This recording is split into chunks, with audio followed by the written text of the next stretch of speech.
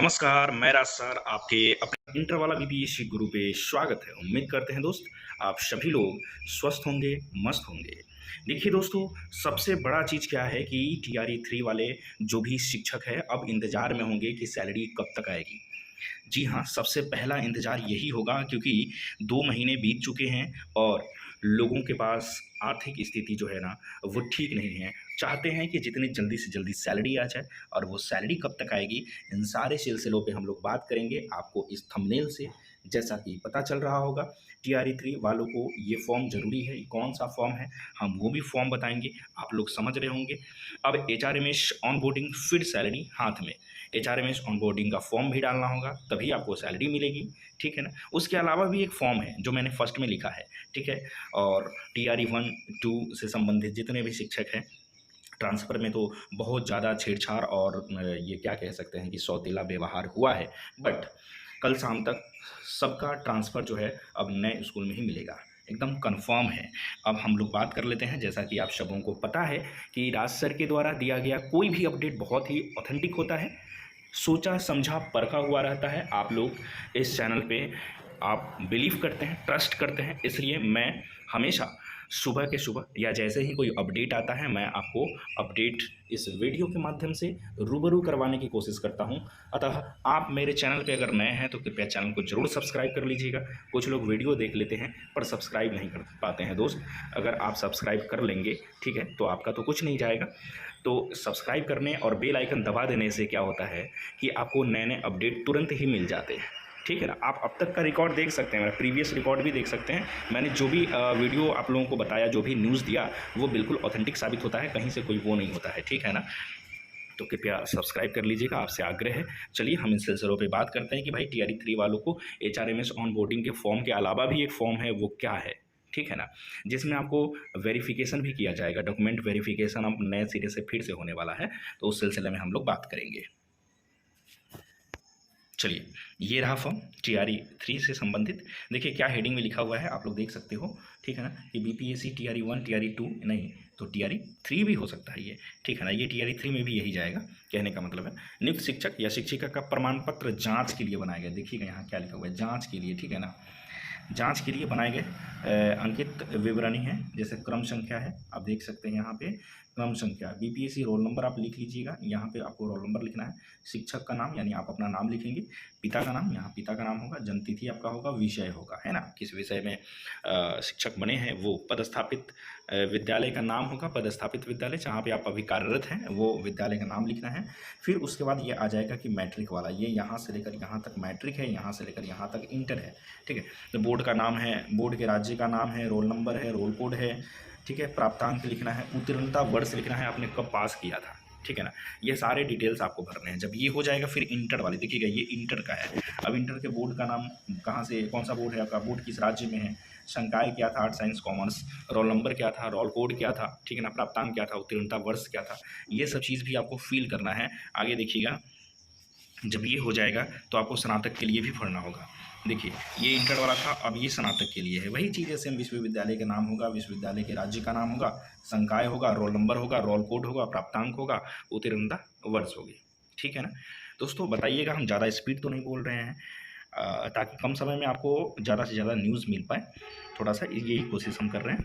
स्नातकोत्तर वाले पे देखिएगा, यहाँ पे आप देख सकते हैं स्नातकोत्तर जो पीजी किए होंगे उनके लिए भी है। विश्वविद्यालय का नाम, विश्वविद्यालय राज्य, संकाय, रोल नंबर, रोल कोड, प्राप्तांक, उत्तीर्णता वर्ष, ठीक है ना? तो ग्रेजुएशन में तो शायद रोल कोड नहीं होता है, रोल कोड की जगह पर रजिस्ट्रेशन नंबर होता है, तो आप रजिस्ट्रेशन नंबर ही भरेंगे ग्रेजुएशन वाले में, ठीक है ना?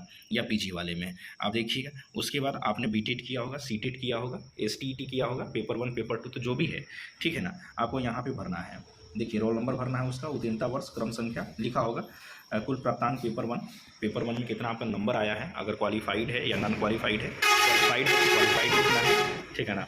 कुल प्राप्तांक पेपर 2 के लिए ही है, यानी पेपर नंबर 2 क्वालिफाइड और नॉन क्वालिफाइड के लिए, ठीक है ना? आगे देखिए, अगर आप बीएड किए हो, है ना, या डीएलएड किए हो या बीपीएड किए हो, तो उसको यहाँ पे भरना है, यहाँ वाले, ठीक है? विश्वविद्यालय बोर्ड का नाम बनेगा, नाम बनेगा, और इसमें भी आपका रजिस्ट्रेशन नंबर भी होगा, देखिएगा। उत्तीर्णता वर्ष होगा, प्राप्तांक होगा। ये चीज अगर विकलांगता कोटि से है तो यहाँ पे उसका बढ़ा जाएगा, पात्रांक दिनांक बढ़ा जाएगा। ठीक है, आगे नीचे देखिएगा, देखिए NCL EWS SC ST certificate यानी जातीय प्रमाण पत्र आपको ये करना होगा, क्रम संख्या और निर्धारण तिथि कब निर्धारित हुआ था और उसका क्रम संख्या लिखा होगा। आवासीय प्रमाण पत्र का भी क्रम संख्या और निर्मित की जो तिथि है वो डालना होगा। तो ये किस लिए है दोस्तों, मैं आपको बता दूं कि ये है ना, ये आपके वेरिफिकेशन के लिए है। जो वेरिफिकेशन यानी जो डॉक्यूमेंट आप लगाए थे ना, वही डॉक्यूमेंट का वहाँ एक ये सीरियल दिया गया है ताकि इसी से एक ही पेपर से सारा डॉक्यूमेंट आपका आसानी से मिलाया जा सके। उसके बाद HRMS ऑन बोर्डिंग किया जाएगा, ठीक है ना, और उसके बाद सैलरी आपको आ जाएगी। अब ऑन बोर्डिंग में क्या क्या जाएगा, HRMS बोर्डिंग के लिए हमको क्या क्या चीज़ आपको प्रिंसिपल को देना है, तो वो चीज़ अभी हम बता देते हैं। उसका फॉर्म भरने की आवश्यकता नहीं है आप लोगों को, ठीक है, उसका फॉर्म भरने की बिल्कुल आवश्यकता नहीं है। वो जो है आसानी से आपके विद्यालय के प्रधानाध्यापक है उनके माध्यम से वो भरा जाएगा और वो ऑनबोर्डिंग करवा देंगे, ठीक है ना। तो चलिए उस चीज़ को भी हम देख लें कि क्या क्या चीज़ आपको देना है ताकि ऑनबोर्डिंग आसानी से हो जाए, ठीक है ना। दोस्तों HRMS ऑनबोर्डिंग के लिए कुछ चीज़ें जो पढ़ के जो लिख के जना आपको देना है प्रिंसिपल को, ठीक है। तो ये HRMS के लिए है, ठीक है, HRMS ऑनबोर्डिंग के लिए है, जिससे क्या होगा, सैलरी आएगा, ठीक है, सैलरी आएगा।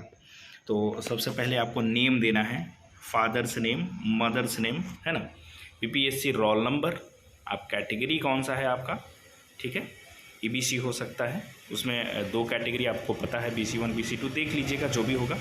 सब्जेक्ट आप किस सब्जेक्ट से हैं, क्लास कौन सा है आपका, 1 to 5 6 to 8 9 10th 11 12 कौन सा है देख लीजिएगा।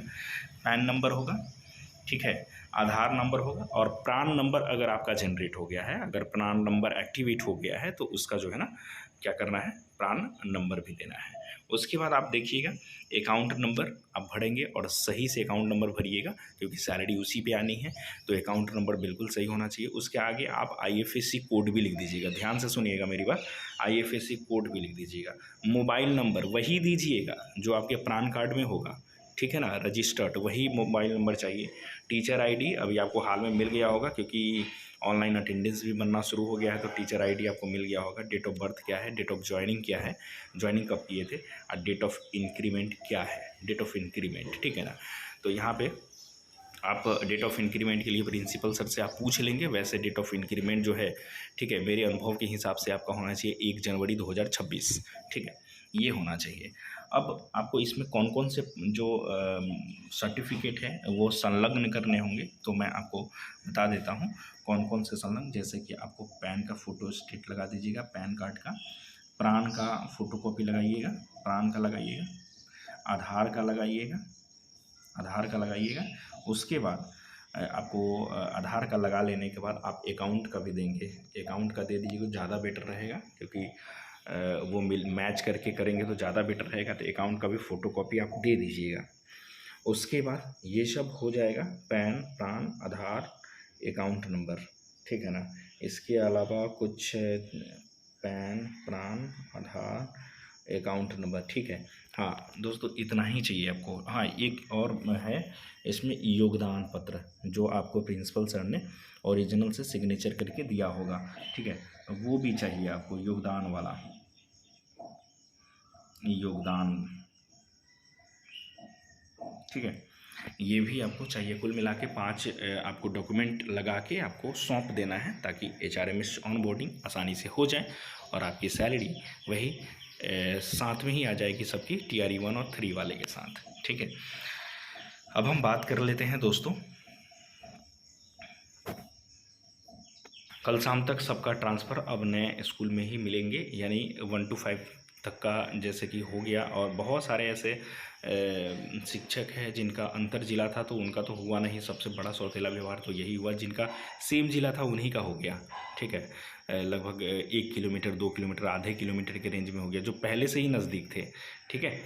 और जो अंतर जिला बहुत दूर से हैं, 100 किलोमीटर 80 किलोमीटर 200 300 400 ऐसे किलोमीटर थे, ठीक है ना, उनका नहीं हो पाया है।